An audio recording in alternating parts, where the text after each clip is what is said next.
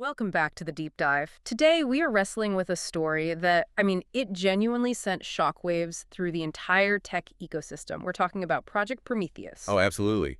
The highest stakes AI drama we've seen this year, for sure. Our sources detail a venture that is so ambitious, so well-funded, it demands a deep dive. This is Jeff Bezos's very surprising return to the operational front lines. And that phrase, return to the operational front lines, that's really the critical takeaway here, isn't it? Yeah, it is. The reports confirm this isn't just, a passive investment for him.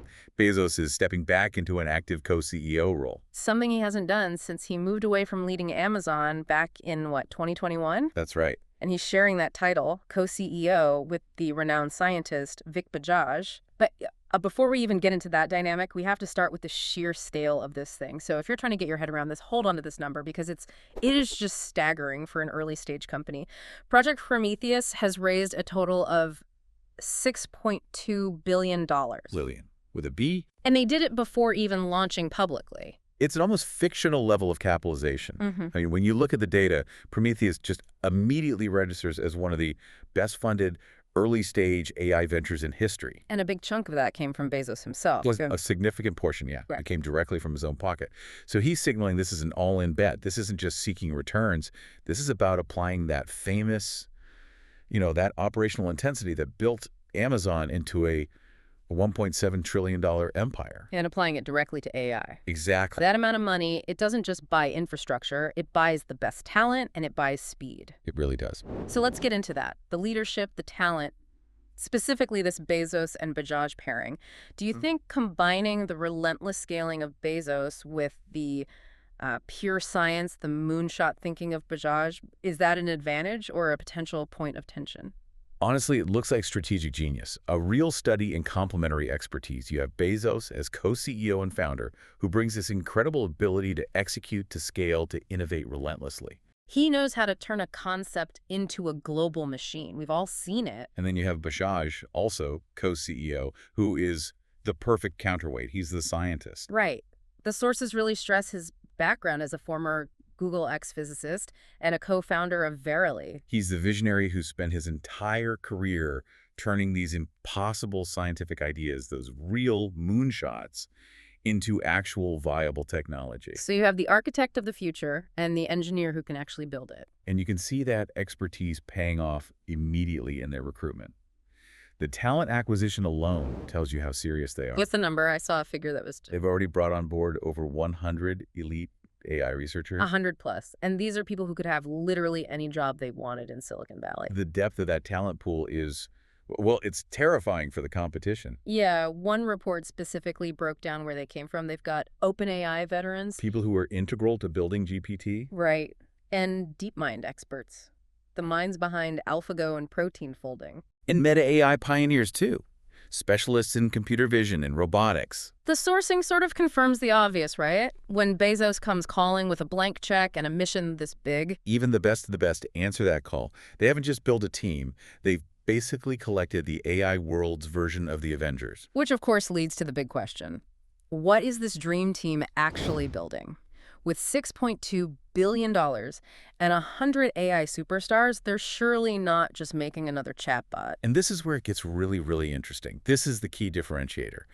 Project Prometheus is fundamentally avoiding the typical AI focus. So, digital tasks, chatbots, software stuff. They're avoiding all that. Completely.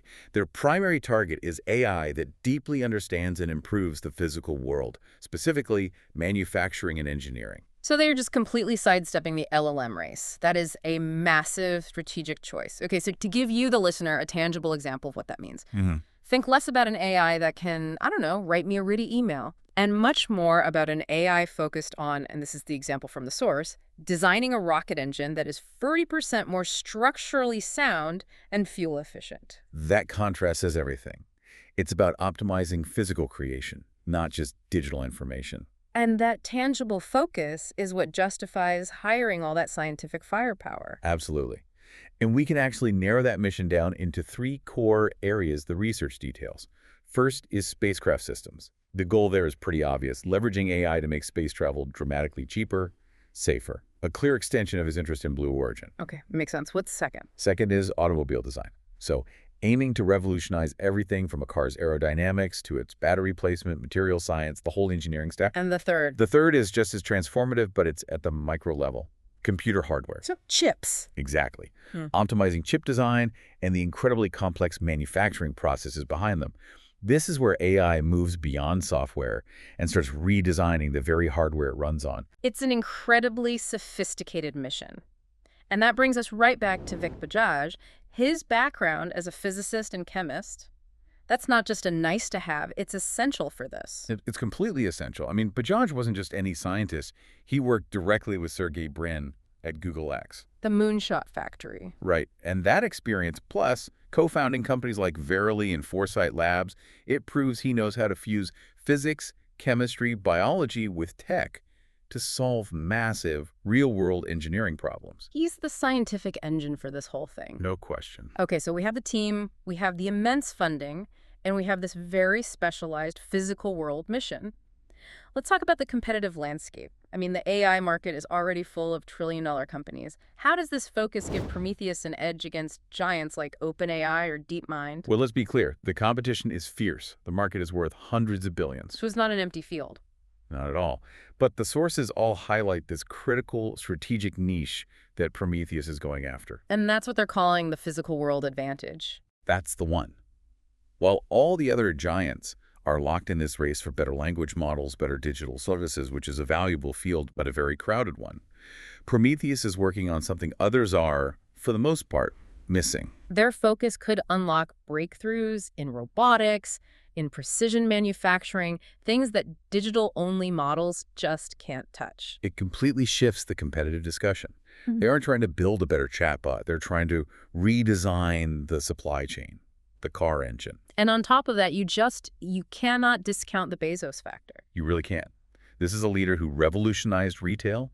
Then he revolutionized cloud computing with AWS. So when a visionary like that steps back in for what the sources are calling round two. The entire market has to pay attention. You'd be foolish not to. Yeah. Competitors who ignore his ability to execute and scale, they do that at their own peril. That really is the bottom line. So what does this all mean for the future of industry?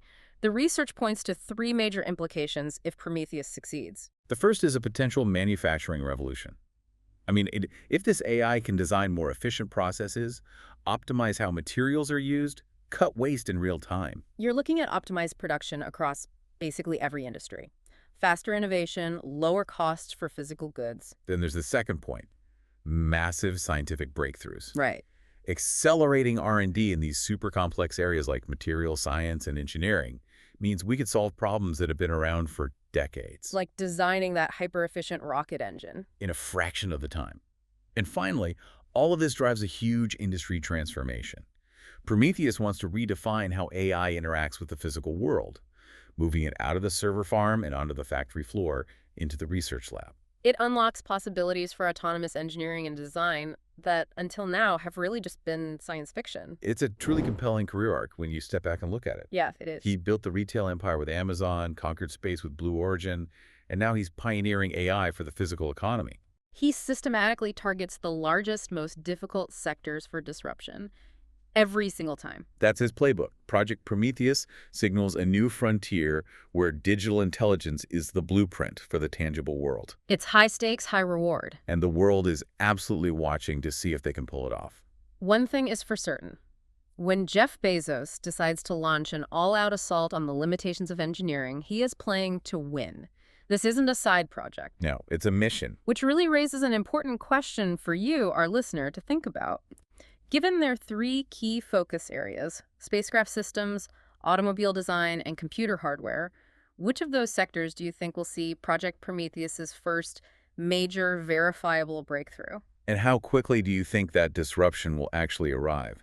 That will be the clearest sign that the $6.2 billion bet has paid off.